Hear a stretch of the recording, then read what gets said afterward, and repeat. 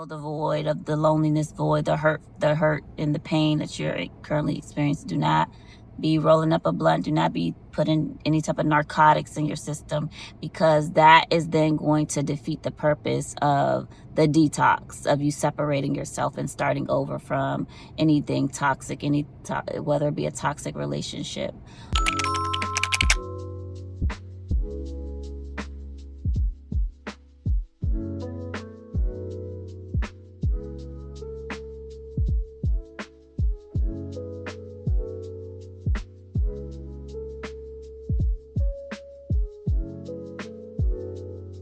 It's a topic that is very relevant to your starting over journey, and you need to hear it.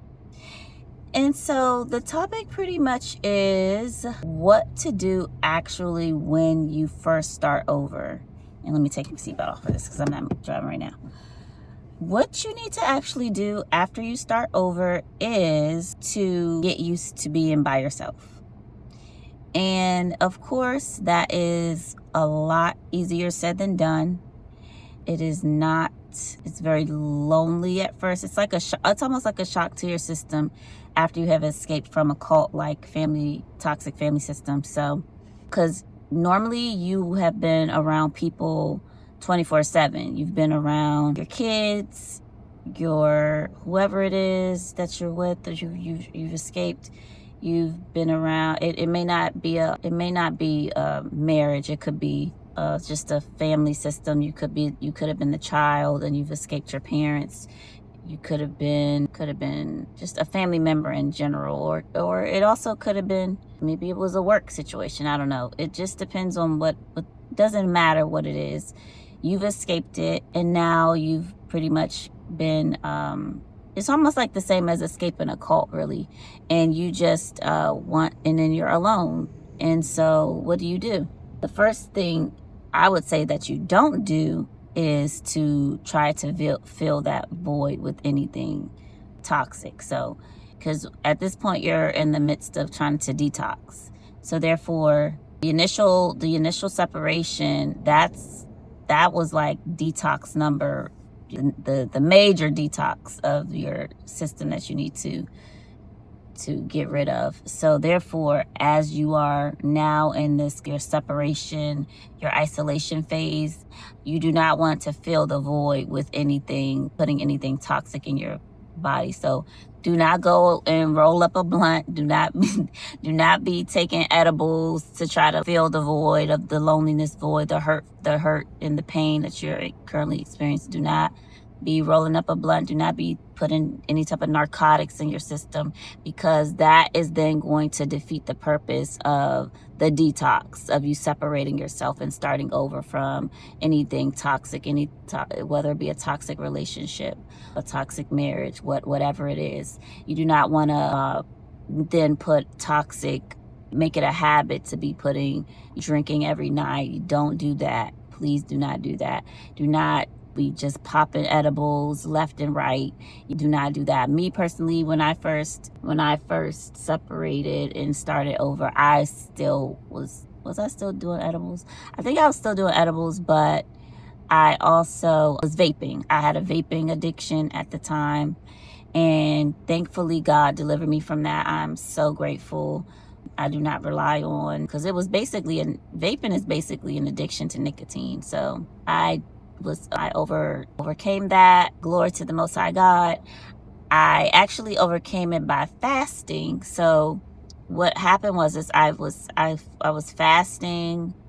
I was doing like intermittent fasting, or I think I was like doing something like turning my plate over for a couple hours throughout the day. Like, I think I fasted until like 6 p.m. every day or something like that. While I was fasting, I was still vaping. So it was just like, I was fasting from food, but then I was like still vaping throughout the day. So I was just like, it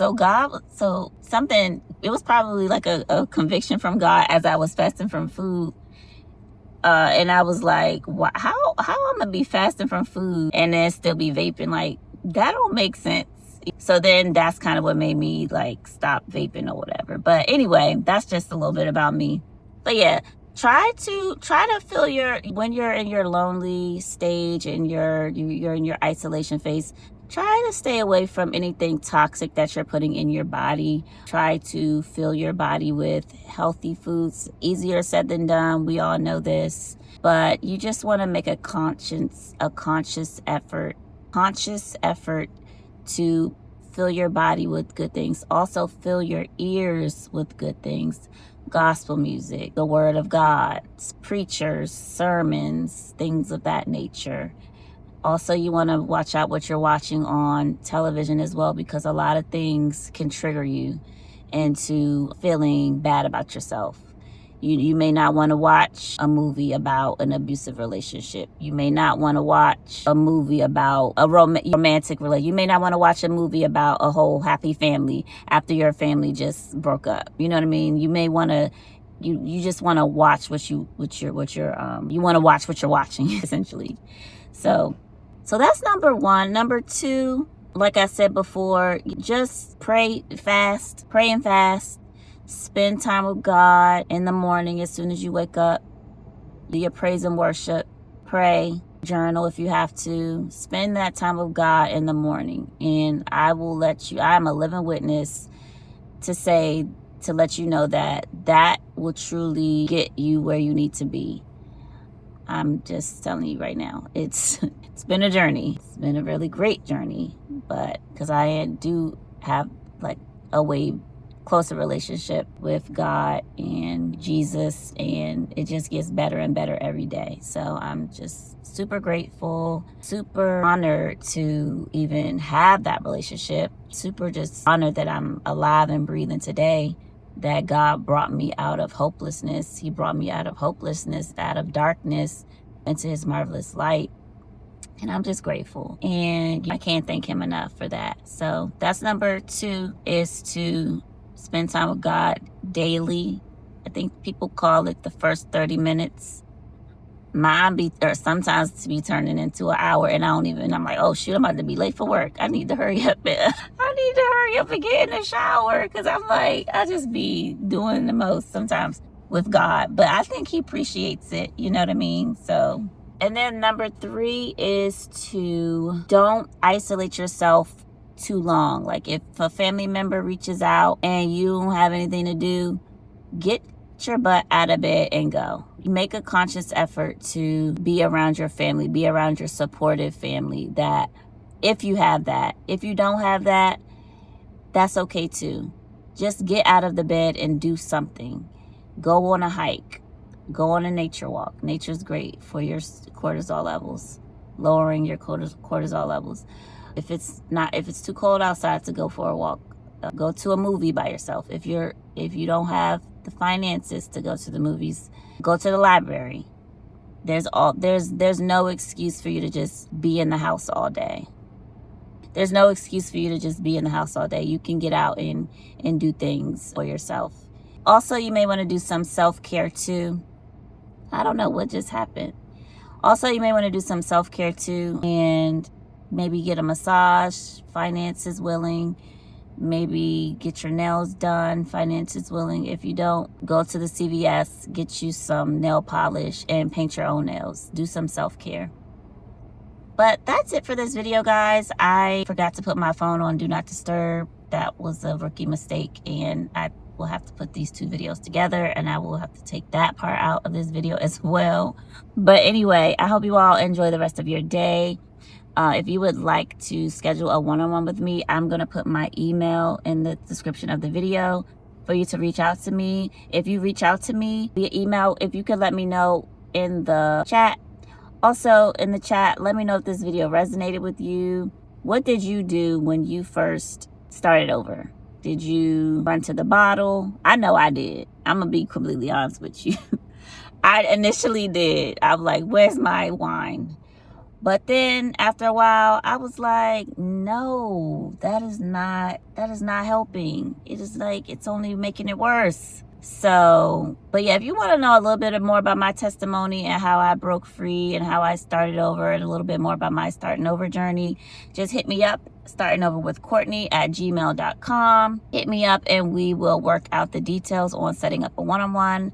Also, I am starting a Facebook group, a Starting Over with Courtney Facebook group, where once I get a community of folks going, we're going to be doing some challenges, some weekly challenges to help our detox journeys together with one another through a community. So yep, I'll put the link in the description box for that as well. So once we get a community going, there is when we will start the challenges, which it could be just eating an apple a day for 7 days. We're going to just eat an apple a day and see how that makes our bodies feel. And we could also, we may also do some fasting on there. It's going to just be a great time. I know it because that's what God is leading me to do. And I know it's just going to be blessed and it's going to be great. So, all right, everyone, I hope you love this video. Be sure to like, comment, subscribe, share, and I will see you in the next video. Love you. Bye.